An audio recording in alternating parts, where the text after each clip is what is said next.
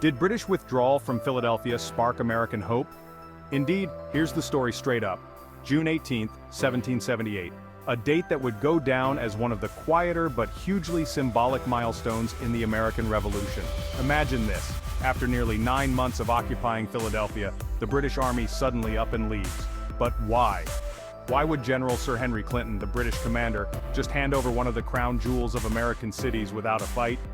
This withdrawal wasn't just a change of scenery for the British troops, it was a turning point in the war and a massive morale boost for the American side. Alright, let's set the stage. It's been a harsh winter for the Continental Army, dug in at Valley Forge about 20 miles from Philadelphia. While Washington's men endured a brutal winter, the British were living it up in Philadelphia. British officers enjoyed the comforts of the city, dining in fine establishments, hosting balls. The contrast couldn't be starker. It's like the Patriots were camping out in the wilderness while the British had room service and spa treatments. Now let's get into the why of it all.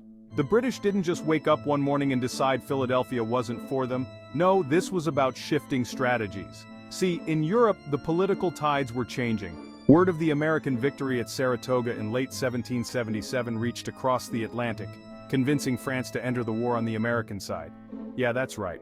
America now had a major European power backing it up, and Britain suddenly had way bigger problems than just the American colonies. France joining the fight was like adding a turbo boost to the American Revolution, and Britain knew it. Keeping troops tied up in Philadelphia was no longer a smart move when the British had to be ready to defend their interests in other parts of the world.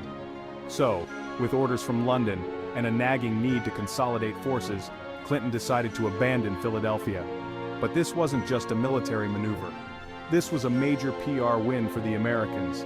The British had stormed into Philadelphia back in September of '77 with all the pomp and confidence of an empire, and now they were slinking out quietly. To the Americans, it felt like the tide was turning, the mighty British Army was retreating.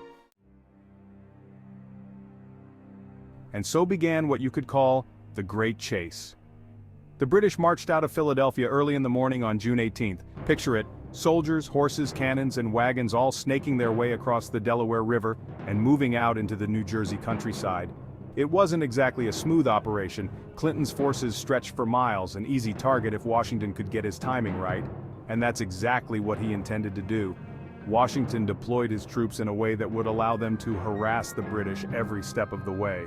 This wasn't about launching one massive attack, but rather a series of smaller engagements to slow the British down and wear them out. His strategy?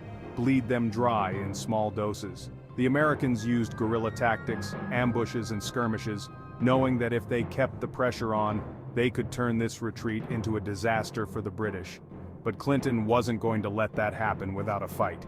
He restructured his forces, putting his best troops in the rear to act as a buffer against Washington's harassment. It was like a high-stakes game of chess on the move, each side maneuvering, adjusting, and trying to get the upper hand.